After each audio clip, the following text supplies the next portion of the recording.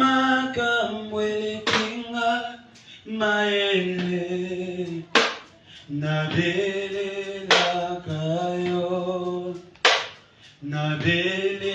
nabelelakayo Yahweh yozanza melikolo na nyoso noebyokosalai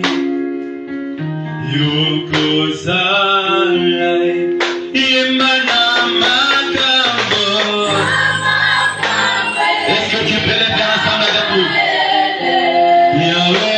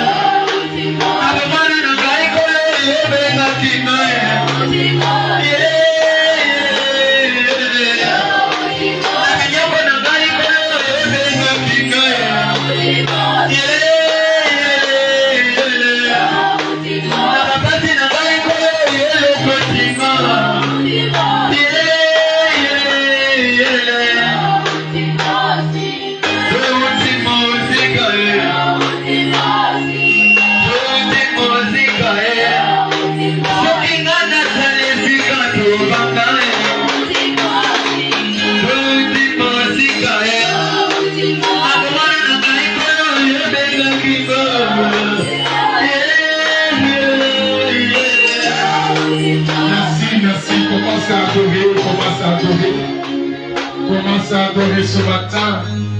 Commence à adorer l'Éternel. Les dieux qui t'a gardé. Les dieux qui t'a protégé. Les dieux qui t'a soutenu. Commence à l'adorer. Adore-le au nom de Jésus. Ouvre ta bouche et parle.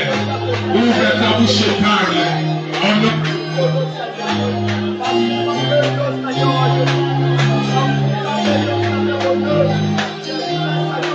Soki ana telesika tobanga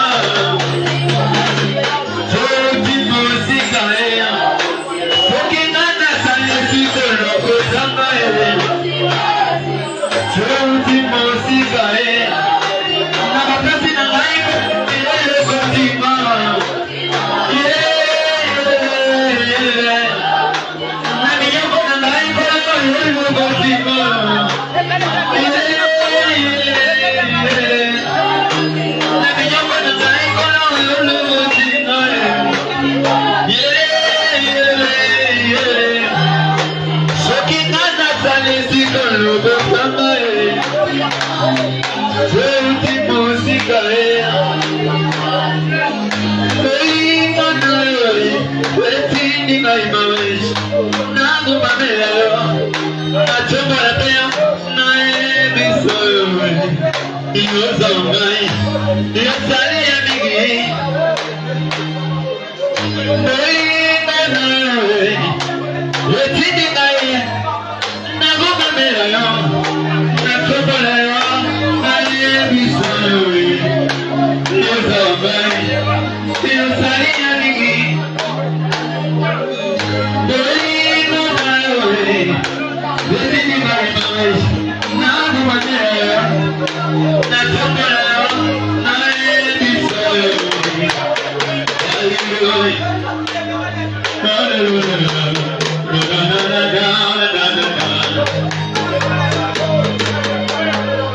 Merci beaucoup. Équipe d'adoration, merci beaucoup. Merci pour la prestation. Tout sommes de la vache. Prions. Seigneur, je recommande ces moments de la parole en tes saintes mains. Je voudrais, tendre Père, disparaître pour que toi tu apparaisses. Je voudrais me taire pour que toi tu parles. Je voudrais reculer pour que toi tu avances. Seigneur, ce matin, je ne connais rien. Et je n'ai rien dans ma tête pour pouvoir communiquer à ton peuple. Parce que je ne veux pas communiquer ma pensée. Je ne veux pas communiquer ma sagesse. Je ne veux pas communiquer la philosophie. Je ne veux pas communiquer l'expérience. Je ne voudrais pas communiquer les choses que j'ai vues à gauche et à droite.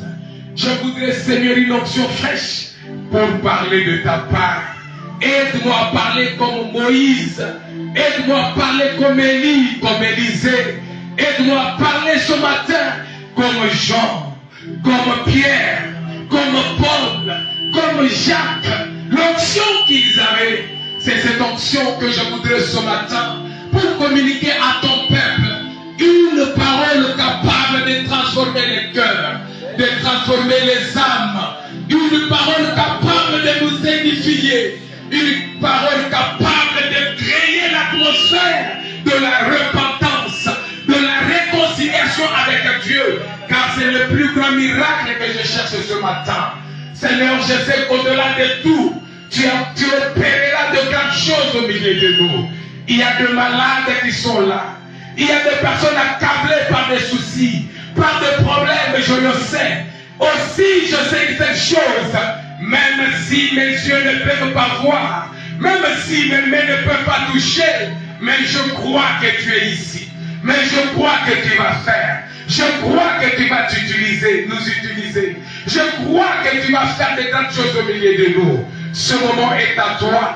Descends, car si tu ne descends pas, c'est quelqu'un d'autre qui descendra et qui agira.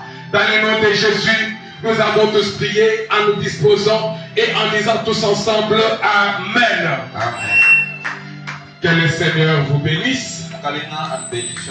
Merci beaucoup ce matin d'être déjà venu dans la présence de Dieu. Je remercie du fond de mon cœur le papa et le maman, les frères et les sœurs.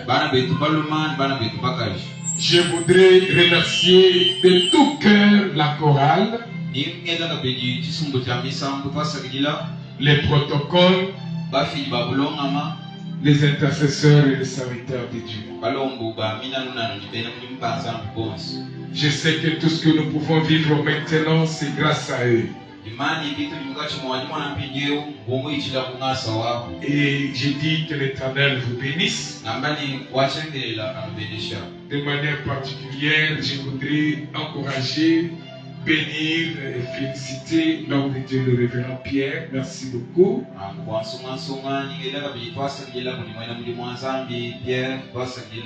Pour le travail remarquable qu'il est vraiment en train de faire. Que Dieu te bénisse. Bien-aimés dans le Seigneur, nous sommes là pour Dieu, nous ne sommes pas là pour qui que ce soit d'autre. Je n'ai pas la permission de vous dire quoi que ce soit, mais je suis dans l'obligation de vous parler de la part du Seigneur. C'est pourquoi je voudrais que vous soyez prêts pour comprendre le message de ce matin. Bien-aimés, nous sommes dans un grand thème qui prépare l'Église à l'enlèvement. Les grands thèmes qui préparent l'Église à la vie chrétienne normale.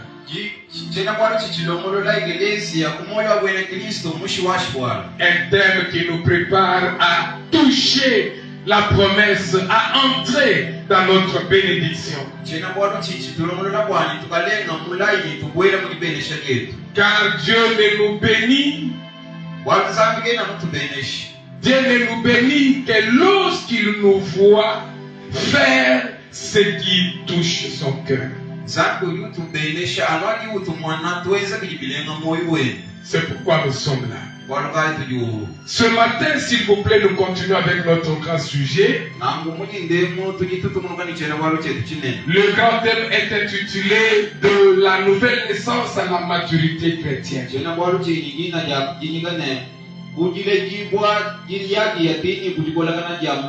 Et on était déjà en train de parler de péché. Parce que naître de nouveau, c'est quitter cette vie mondaine vers une vie conduite par le Saint-Esprit.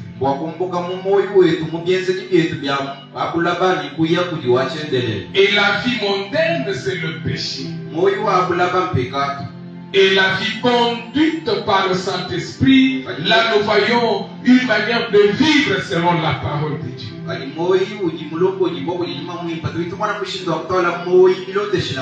Il est vrai qu'on avait déjà parlé de sortes de péchés. Et nous sommes déjà en train de parler de la mère du péché. Ça ne viendra pas de moi, mais ça viendra de cette écriture. Je répète le message de jeudi et j'ajoute encore une petite dimension. Alors nous sommes dans le livre de Jacques, chapitre 1, le verset 14 à 15. On honore la parole de Dieu et nous lisons. Je commence à partir de 13. Que personne, lorsqu'il est tenté, ne dise: c'est Dieu qui me tente. Car Dieu ne peut être tenté par le mal. Et il ne tente lui-même personne. Mais chacun est tenté quand il est attiré et amorcé par sa propre convoitise. Puis la convoitise, lorsqu'elle a conçu, enfante le péché. Et le péché étant consommé, produit la mort. Nous sommes dans Genèse, on peut se rasseoir pour ne pas se fatiguer.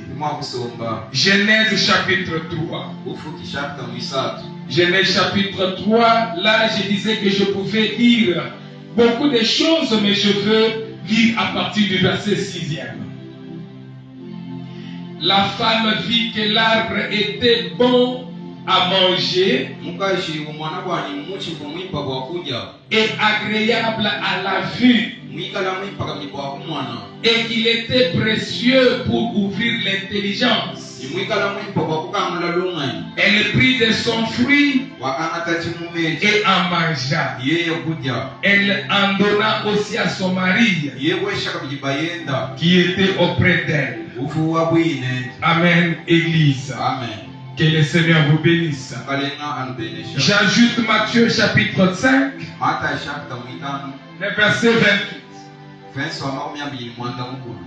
Mais moi je vous dis Quiconque regarde une femme pour la convoiter a déjà commis un adultère avec elle dans son cœur. 1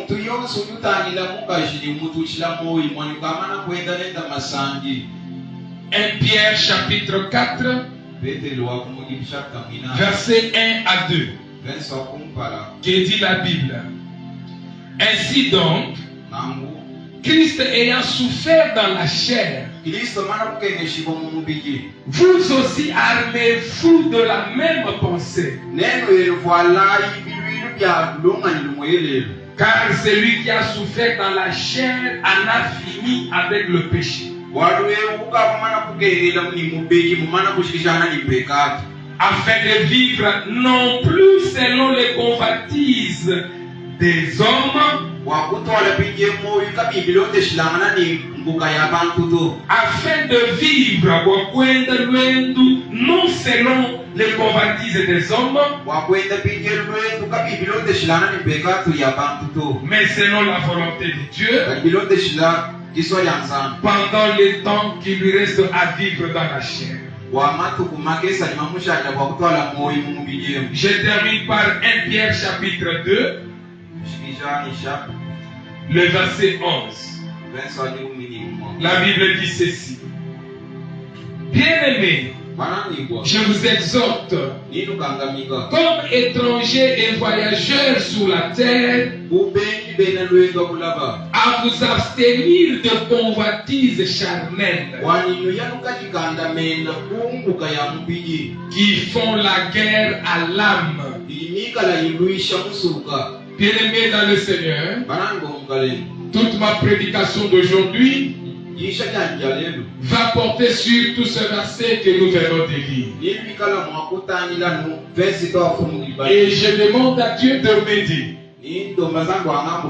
à vous parler, pas pour vous plaire, ou pas pour chercher ma propre gloire, mais pour chercher la gloire de Dieu et pour plaire à l'Éternel. Alors supportez-moi, je vous donne de la parole de Dieu, une parole capable de vous bénir, parce que c'est de la bénédiction dont vous avez besoin. Vous voulez vivre l'accomplissement des promesses. Vous voulez atteindre le plus vite votre Canaan. Mais la Bible est claire. Lorsqu'il marchait selon la volonté de Dieu, le peuple progressait vite. Mais lorsqu'il se compromettait, lorsqu'il vivait non selon la volonté de l'Éternel, la Bible dit qu'il restait sur place. Et il restait pendant longtemps en tournant sur le même endroit. C'est ce qui nous fait aujourd'hui. Les promesses, nous les avons déjà. Toutes ces choses-là, c'est disponible. Le Dieu qui a dit n'a pas menti. Tu veux voir la gloire de Dieu. Dieu veut aussi te voir quelque part pour pouvoir te montrer sa gloire, pour se révéler à toi. C'est comme ça qu'il a dit à Moïse: tu n'es pas le premier à chercher à vivre la gloire de Dieu. Moïse a fait la même prière. Je veux voir ta gloire. Je veux vivre ta gloire. Et Dieu était d'accord de pouvoir lui montrer sa gloire. Mais il lui donne une condition. Tu verras ma gloire, oui. À condition que tu te tiennes sur le rocher. Et le rocher près de moi. Et le rocher près de Dieu, c'est quel rocher? C'est Jésus-Christ assis à la droite de Dieu le Père. Lorsque vous croyez en Christ, le rocher près de Dieu, c'est-à-dire lorsque vous donnez vos vies à Dieu, à Jésus, le rocher près de Dieu, et ce rocher qui a un creux, le creux qui représente le plein de Christ. Ça peut être le plein des mains, ça peut être le plein de pieds, ça Mais ça peut également être le blé de sa poitrine. Alors Dieu voudrait que tu entres par l'un des trous. Le trou dans le rocher. Pour pouvoir vivre sa gloire. C'est pourquoi ce matin nous voulons aussi vous dire la même chose. Je voudrais voir la gloire de Dieu. C'est très simple, Dieu est d'accord avec toi. Mais il faudrait que nous naissions de nouveau. Naître de nouveau veut dire quoi? Changer de camp. Changer de position, changer d'attitude, changer de comportement, ne pas vivre comme n'importe qui, ne pas vivre pas comme n'importe quoi, mais vivre comme chrétien. Vivre comme enfant de Dieu. Et Dieu sera d'accord avec toi. La Bible est plus claire à ce sujet. Tous ont péché et sont privés de la gloire de Dieu. Tu ne vivras jamais la gloire de Dieu étant assis dans le péché, étant assis dans le mal. Tu ne vivras pas la gloire de Dieu. C'est la Bible qui le dit. Et cela n'est pas écrit dans l'Ancien Testament. C'est écrit dans le Nouveau. Tous ont péché et sont privés de la gloire de Dieu. Voilà les conséquences du péché. Au-delà de la mort spirituelle, nous avons également la privation de la gloire de Dieu. C'est pourquoi ce matin je vous dis, ton premier ennemi, ce n'est pas du tout les sorciers de la famille, les sorciers du quartier, de l'église, de l'école, mais son premier ennemi, c'est le péché. Car c'est le péché qui fait entrer l'ennemi vers toi, qui t'attire la malédiction. Bien-aimé dans le Seigneur, si la personne ne s'était pas prostituée, j'ose croire que il ne pouvait jamais connaître le sida. Le sida est venu jusque vers lui parce qu'il s'est comporté comme n'importe qui. Il est allé près de la frontière. Et aujourd'hui, c'est la maladie. Tout ça pourquoi? À cause du péché. À cause du péché. Bien-aimé dans le Seigneur, nous voulons vivre la gloire de Dieu. Séparons-nous du péché.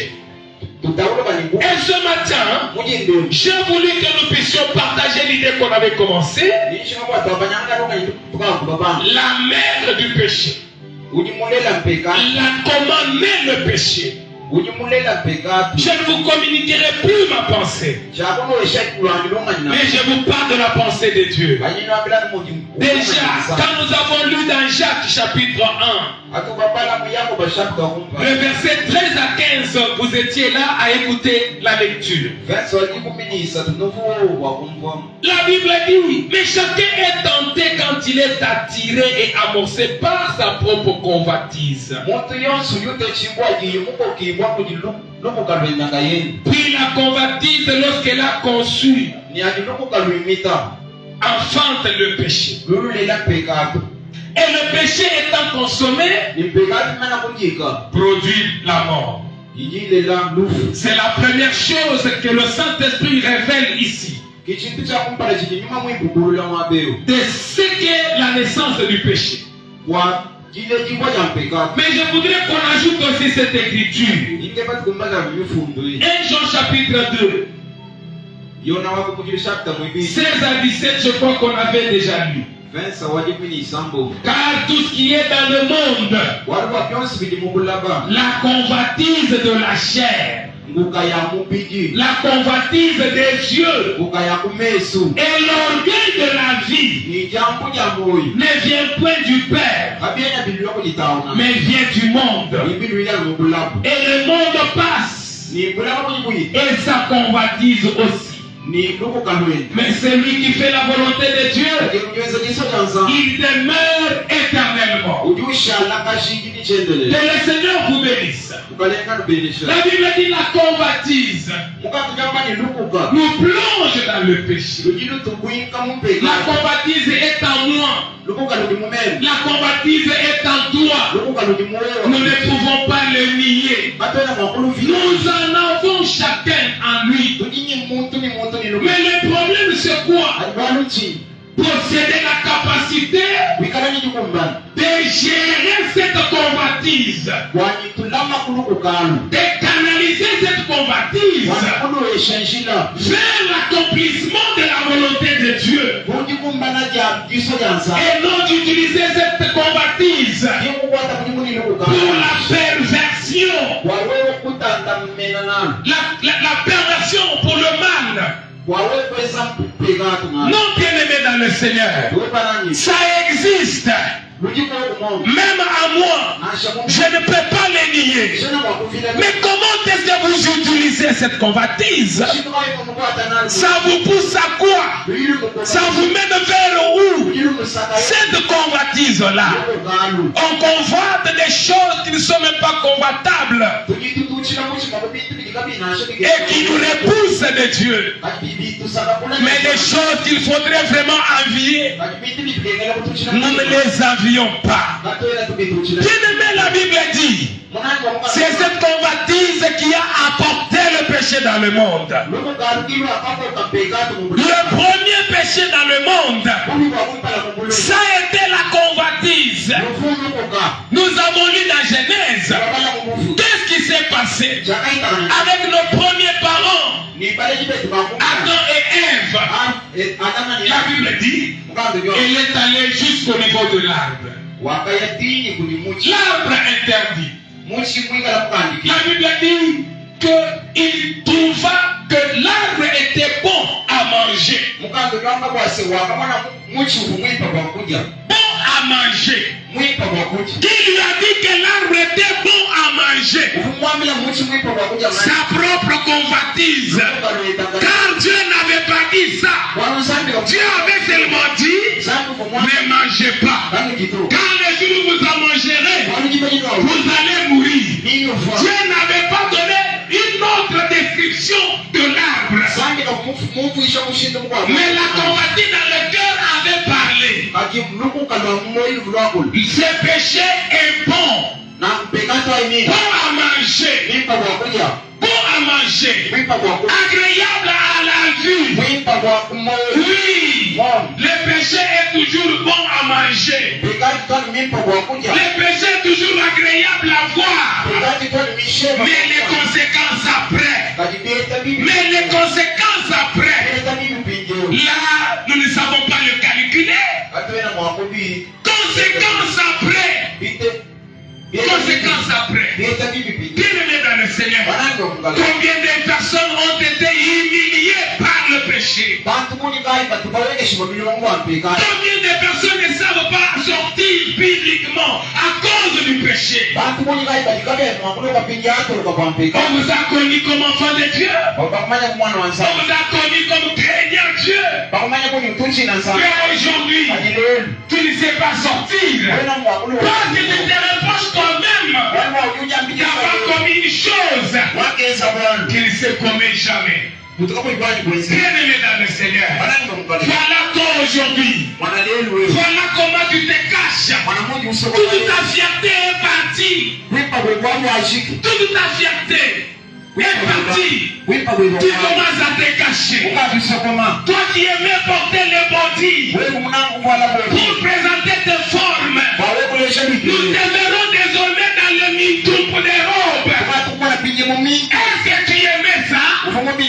Et tu portes pourquoi? Pour cacher quelque chose. La chose interdite que tu es allé manger. Et voilà comment tu portes le mintoum pour cacher maintenant une grossesse illégale. Bien-aimé dans le Seigneur, le péché c'est bon. Dans la bouche, ça sent bon.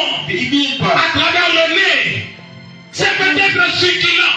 Mais après la consommation, tribulations, les dégâts qui viendront, je ne sais pas si tu pourras les supporter. C'est pourquoi nous vous prêchons ce matin à pouvoir éviter l'orgueil, à pouvoir combattre l'orgueil. J'ai parlé plutôt de la convoitise. Que la convoitise ne nous domine pas. Ève et Adam, ils ont péché à cause de la convoitise. Convoitise. Caïn et Abel, c'est toujours question de la convoitise. Pourquoi il n'y a qu'Abel? Pourquoi pas moi? Il fallait que moi aussi, ou peut-être moi seulement.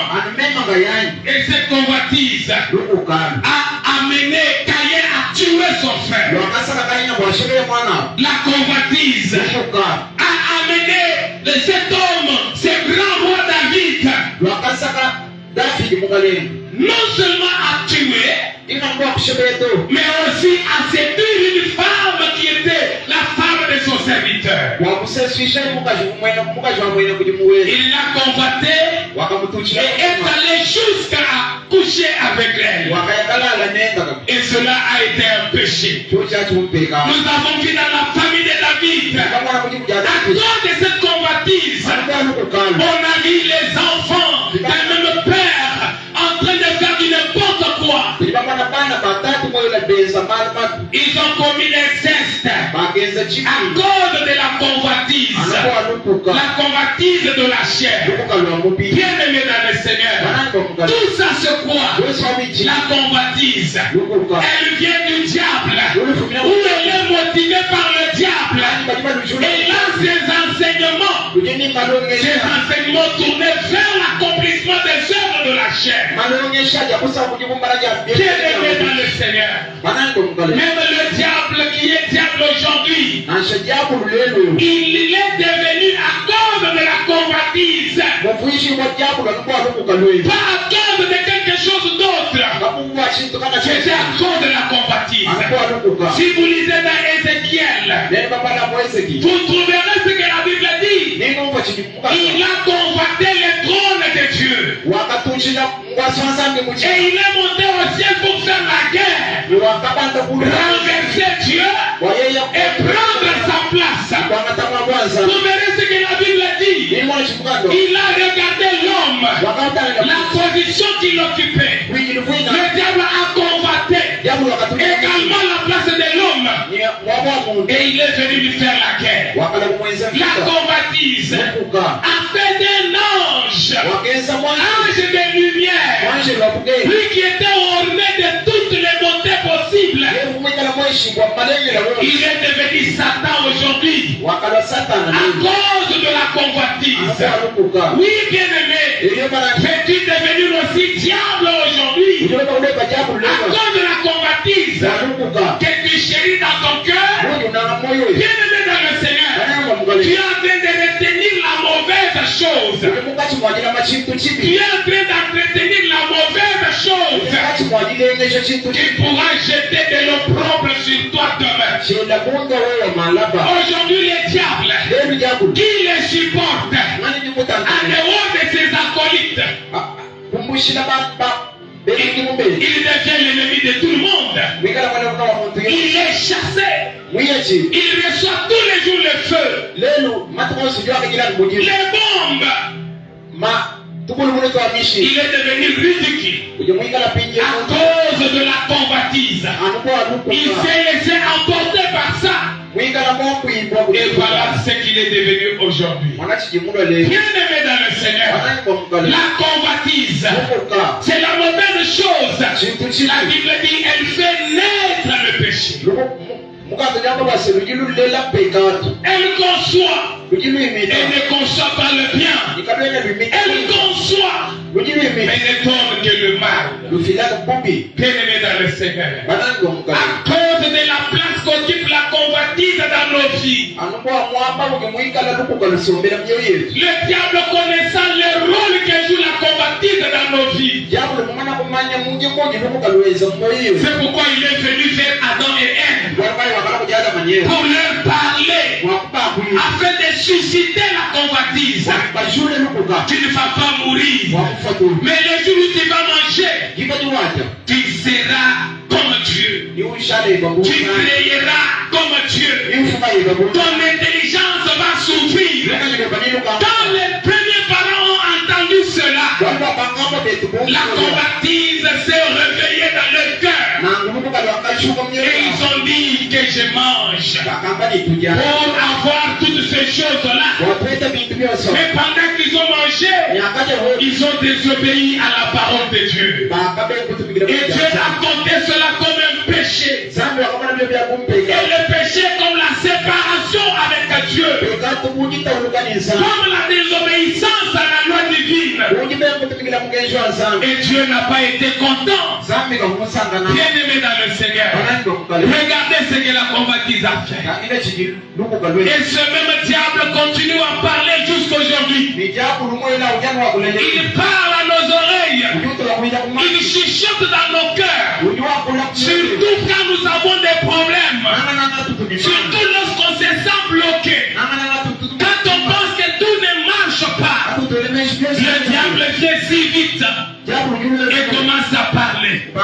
C'est pourquoi nous faisons parfois de fausses prières. Des prières basées sur la convoitise. Oh Seigneur Dieu, est-ce que tu es seulement le Dieu des Blancs? Est-ce que tu es seulement le Dieu des Américains? C'est-à-dire pour toi tu convoites les Américains. C'est-à-dire pour toi tu convoites les Blancs. Seigneur Dieu, est-ce que tu es seulement le Dieu de X et de Y? C'est-à-dire tu es là en train d'extérioriser ta convoitise. Qu'est-ce qu'eux ont fait que moi je n'ai pas fait? Ils ont combien de pieds? Ils ont combien d'yeux? Ils ont combien de mains que moi je n'ai pas? Pourquoi pas moi aussi? Pourquoi seulement les autres? Est-ce que nous sommes venus accompagner les autres? Tout ce qui te fait parler ainsi, retiens que c'est la convoitise. C'est parce que tu mûris la convoitise dans ton cœur que tu fais de telles prières. Qu'est-ce que tu es en train de faire? Accuses-tu ton frère? Accuses-tu ta soeur? Es-tu content ou tu es mécontent du fait que Dieu l'a béni? Est-ce que tu es seulement le Dieu des autres? Pourquoi seulement les autres? La convoitise. À cause de cette convoitise, il y en a qui sont allés féticher. À cause de cette convoitise, il y en a qui ont fait du n'importe quoi. À cause de la convoitise. Vis ta vie ce matin. Vis ta vie ce matin. Accepte ce que tu es ce matin. Accepte ce que tu as ce matin. C'est Dieu qui a voulu que ça soit ainsi. Lorsque tu pries, si tu veux évoquer les exemples des autres, corrige ta façon de prier. Ne fais pas comme quelqu'un qui juge Dieu. Comme quelqu'un qui dit que Dieu est injuste. Parce qu'il était seulement le Dieu d'Abraham. Parce qu'il était seulement le Dieu d'Isaac. Parce qu'il était seulement le Dieu de Jacob. Non, ne fais pas la convoitise. Mais quand tu pries, utilise les exemples des autres pour glorifier Dieu, pour adorer Dieu, pour louer Dieu.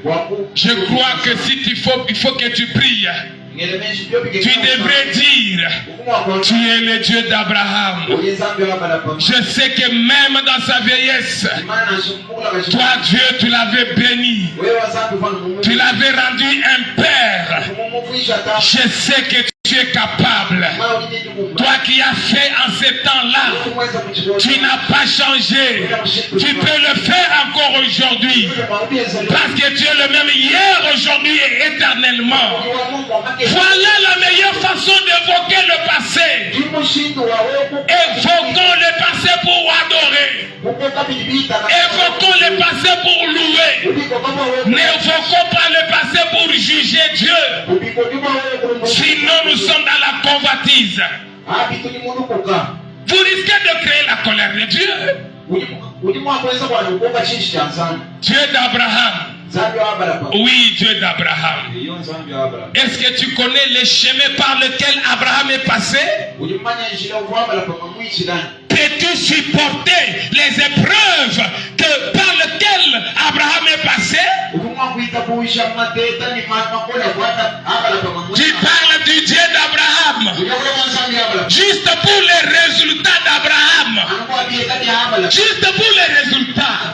Mais tu t'en fiches de son parcours. Si tu demandes le Dieu d'Abraham, alors ajoute également la patience.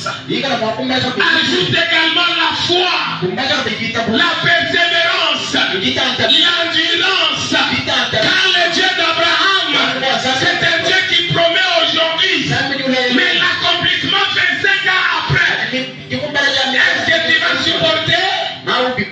Est-ce que tu vas accepter ça? Il promet aujourd'hui. Je te parle du Dieu d'Abraham. Il promet aujourd'hui. Mais la promesse se réalise 25 ans après. Les dieux de Josué, les dieux de Caleb. Caleb a reçu la promesse, il avait 40 ans. Il a attendu la promesse 45 ans après. Mais toi tu ne vois que les résultats. Mais tu ne regardes pas le parcours. La patience, la tolérance, l'endurance, la fidélité à Dieu. Tu veux vivre les derniers moments de toutes ces personnes maintenant même. Bien-aimé, quand on croit en Dieu, on est patient, on se soumet. Ce n'est pas pour c'est pour cette raison-là qu'on vous dit de croire en Christ, non seulement comme sauveur, mais aussi comme Seigneur. Si tu crois qu'il est ton Seigneur, tu te soumettras à sa volonté. Tu te soumettras aux temps et circonstances par lesquelles il te fait passer. Bien-aimé dans le Seigneur, est-ce que tu es seulement le Dieu des autres? Est-ce que tu es seulement le Dieu de ceux-là? Ils ont combien de yeux? Ils ont combien de yeux? Et peut-être nous allons dans le livre de Jacques, où il est écrit Élie était une personne de la même nature que nous. Il pria pour que les ciels se ferment. Et les ciels se ferment. Il pria pour que les ciels s'ouvrent. Et les ciels s'ouvrirent. N'utilisez pas mal. On n'est pas en train de juger Dieu pour ça. Par contre, celui qui a écrit est en train de nous communiquer un message. Le message qu'il nous communique, c'est un message de la constance de Dieu. Un Dieu qui ne change pas. Pour nous dire que lui qui a fait avec Élie, un homme comme nous, il peut aussi faire avec nous aujourd'hui. Il voulait nous inciter à la foi, à remonter la dimension de notre foi, pour que nous croyions que de la même manière qu'il avait agi avec Élie, c'est de la même manière qu'il peut le faire avec nous aujourd'hui. Alors n'accusons pas nos frères et sœurs. La convoitise. La convoitise. Bien-aimé, contente-toi de ce que tu as. Contente-toi de ce que tu es. Tu es noir, reste noir. Tu es clair, reste clair. Ne t'expose pas au scandale. La convoitise te laissera avec la honte demain. Tu auras un visage qui fait peur aux enfants. Un visage qui fait peur aux enfants. Un visage sur lequel nous trouverons toutes les couleurs du monde. La couleur bleue, la couleur noire, jaune, kaki, café, chocolat. tout ça sur ton visage. Et quand les enfants te regardent, ils ont peur de toi. La convoitise. Tu n'es pas content d'être des teintes sombres. Des teintes sombres. Mais tu as voulu devenir plus clair. Alors Dieu t'a donné la clarté que tu voulais. Dieu n'a pas donné seulement que tu deviennes jaune, mais Dieu t'a donné maintenant toutes les couleurs du monde. Et toute ta fierté par terre. Toute ta fierté là, par terre déjà.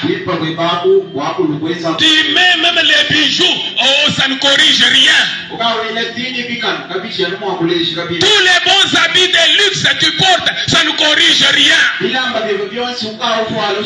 Les enfants te regardent et pleurent. Les gens te regardent et s'accrochent à leurs parents. Regarde là où la convoitise t'a amené. La convoitise. Reste là où tu es. Reste dans ce que tu es. C'est le temps de l'autre. Ton temps viendra aussi. Reste patient. Glorifie Dieu pour lui. Si Dieu a fait pour celui-là, c'est la preuve que il le fera aussi pour toi demain. Ne convoite pas. Parce que dans la convoitise, finalement la haine est là. Finalement la haine, la colère. Et on peut même tuer. Le roi Akab a tué quelqu'un parce qu'il avait convoité son champ. Il est allé jusqu'à tuer. Bien-aimé dans le Seigneur, le même diable qui connaît les rôles que joue la convoitise est venu vers Jésus et a tenu le même discours. Si tu m'adorais, je vais te donner tout ça, tous ces pouvoirs, toutes ces bonnes choses. La puissance, c'est à moi. Si tu m'adorais, je vais te confier ça. Bien-aimé dans le Seigneur, heureusement que Jésus était rempli du Saint-Esprit. Il a compris que c'est le diable qui parle. Il a discerné et il a dit non à tout ce que le diable a dit. Malgré les démonstrations du diable, Jésus n'a pas accepté. Bien-aimé, quand nous lisons la Bible, le diable a fait des démonstrations à Jésus. La Bible dit que Jésus fut transporté. Transporté par qui? Pas par les anges, pas par le Saint-Esprit, mais transporté par le diable pour aller le placer sur une haute montagne. Le diable a fait des démonstrations. Le diable l'a transporté jusqu'à le poser au-dessus du temple. La démonstration du diable, la même stratégie là, il l'utilise jusqu'aujourd'hui. Et il te parle des choses agréables aux oreilles pour t'attirer. Deuxièmement, il peut faire des démonstrations. J'ai vu un petit aventurier garçon venir chez moi à la maison pour une fille qui vivait avec nous.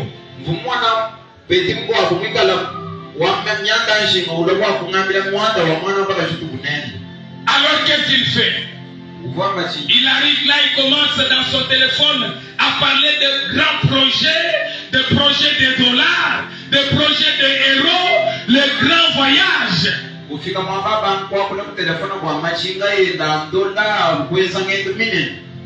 Et ça, c'était les paroles. Pour arriver à conduire, à séduire le cœur de la fille. Et la deuxième chose, il passe par la démonstration maintenant. Donnez-moi de l'eau à boire. On amène l'eau de la maison dans un verre.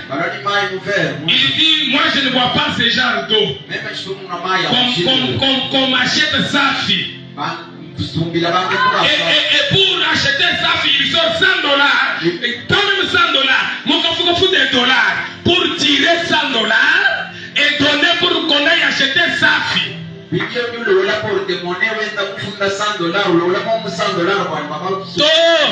beaucoup de dollars et sort $100 pour qu'on achète ça qui coûte $1. Les paroles de séduction couplées à la démonstration. Bien-aimé, il vous faut de la sagesse. Il vous faut beaucoup de l'intelligence. C'est ainsi qu'on a piégé beaucoup d'entre nous. Ils se sont vus en train d'adorer le diable. Ils se sont retrouvés âmes vendues au diable. Ils se sont retrouvés abusés parce qu'ils ont donné l'oreille à Satan. Parce qu'ils ont cru à la démonstration du diable.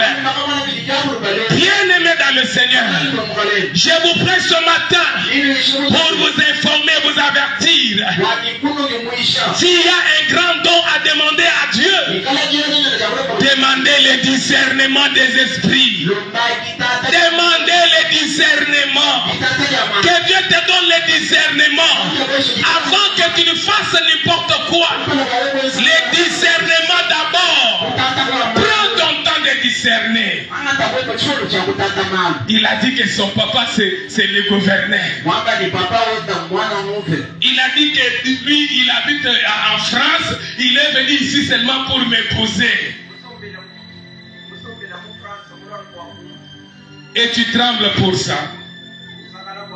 Pourtant l'agenda caché du diable c'est tout simplement te séduire. Te déshonorer, c'est tout. La convoitise, la mère de tous les péchés. L'importance de cette convoitise, le diable l'utilise. C'est pourquoi Jésus, connaissant que le diable utilise la convoitise, c'est pourquoi il nous met en garde. Quiconque regardera seulement une femme pour la convoiter dans son cœur, il a déjà commis l'adultère avec elle. Parce que nous savons que dès que la convoitise s'installe, elle va concevoir. Et quand elle va concevoir, elle va naître, accoucher le péché. C'est pourquoi Jésus nous dit, arrête-toi de regarder avec convoitise. Parce que finalement tu agiras en acte. Arrête-toi là-bas. C'est pourquoi la Bible nous conseille.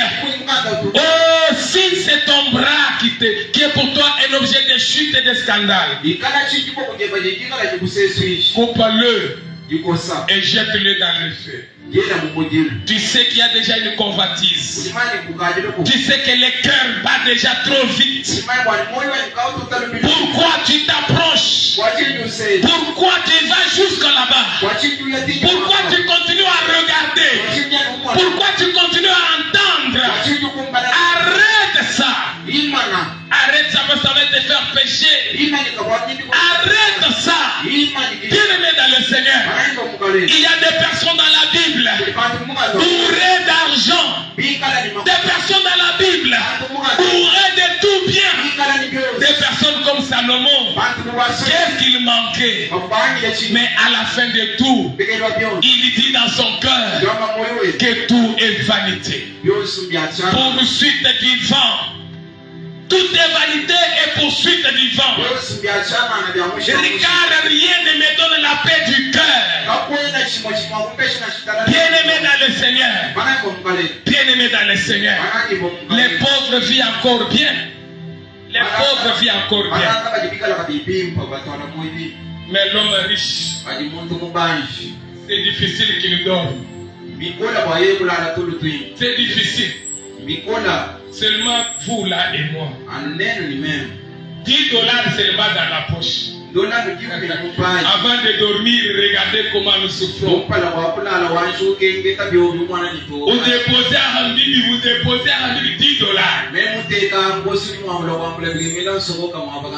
Bien-aimés dans le Seigneur. Alors c'est bien quand nous sommes encore comme ça.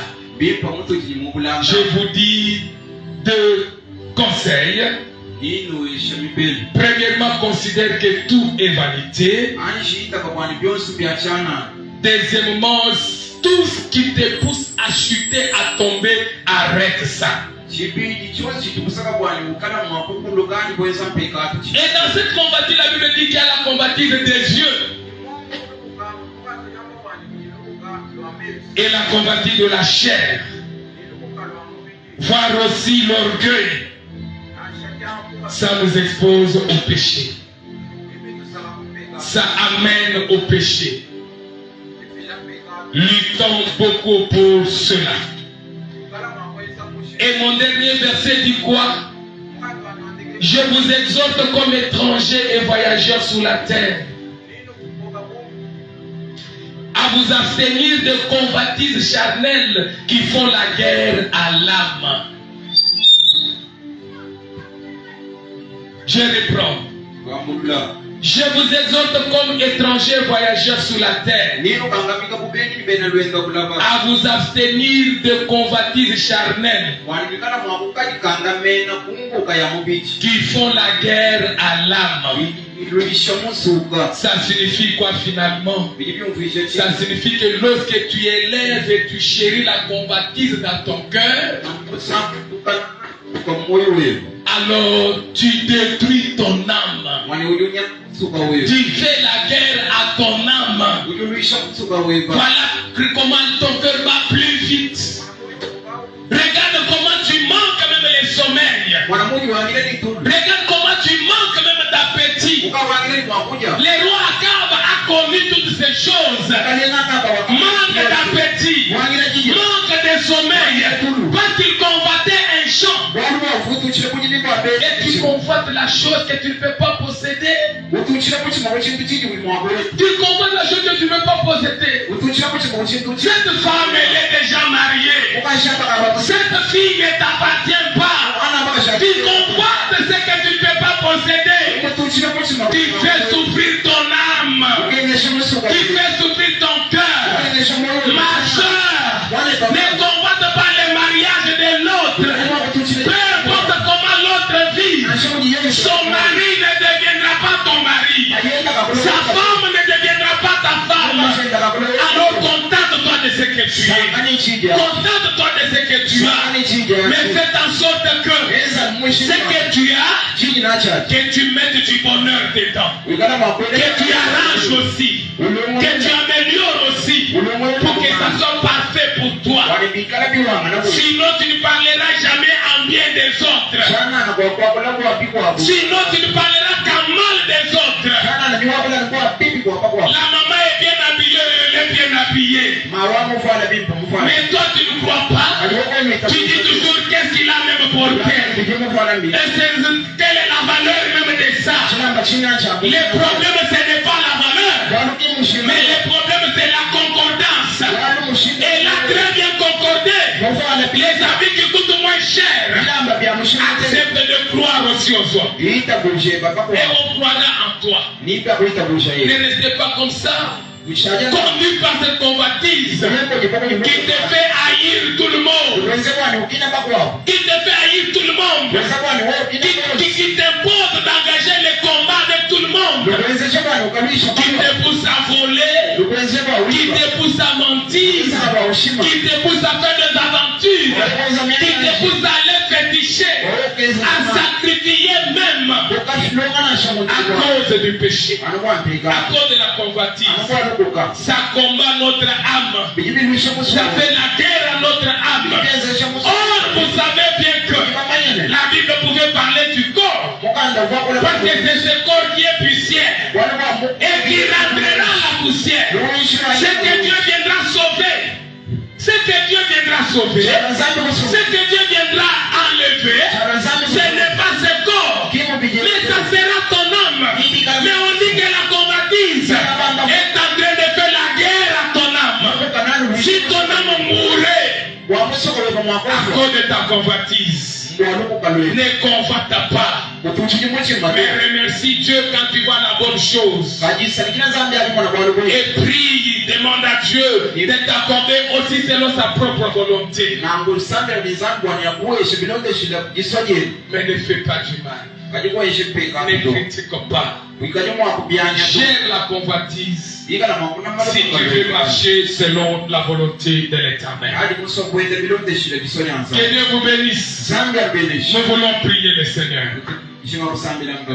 Bien-aimé, je te donne une seule requête. La convoitise est à moi. La convoitise est en vous. La convoitise est en nous.